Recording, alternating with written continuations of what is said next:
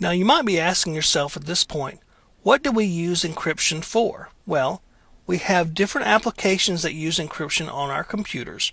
Okay. First of all, we have applications that are used to protect the data while it's at rest or stored on a drive or other media, or while it's being transmitted. These applications can do one or both of these functions. Now, most of these applications that use encryption have to be applications or programs that are specific for encrypting or decrypting data, or they're encryption aware. In other words, they have to be able to use encryption for data.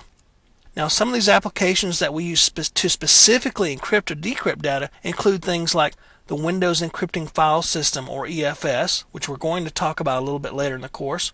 A program called PGP is another example, and it stands for Pretty Good Privacy. And there's plenty of variations out there to PGP, such as OpenPGP and GPG and so forth. There's also a program out there called TrueCrypt that's very popular, that basically makes encrypted volumes on your hard drive or on your memory stick so you can encrypt data that lies in there. There's also some other technologies that aren't programs per se, but they are technologies that are used to maintain encryption.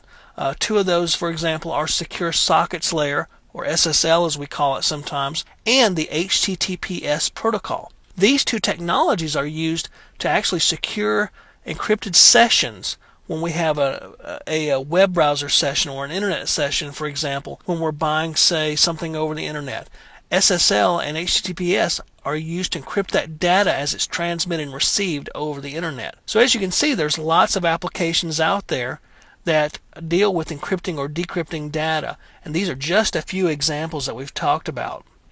Now, there are some applications out there that aren't per se designed to encrypt or decrypt, but they use encryption. And of course, the most popular one I can think of is an email program. You can send and receive email that's not encrypted all day long, but if you need to send an encrypted email, these applications such as Outlook, okay, Microsoft Outlook, its email program, or Mozilla Thunderbird, or some of the other email programs out there, they are encryption aware. They can use encrypted data and send it.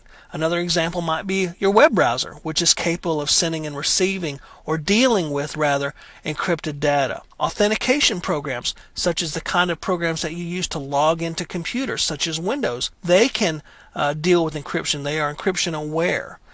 File transfer programs or file sharing programs are aware of encryption. An example is Secure FTP, which sends secure encrypted data over what would normally be an unencrypted data link, FTP. So there are applications out there that you use every day that have to do with encryption, and you may not have known that. Maybe some of you have sent encrypted emails before, maybe you haven't. But these are just some of the examples of applications that deal with encryption and that are for specifically encryption.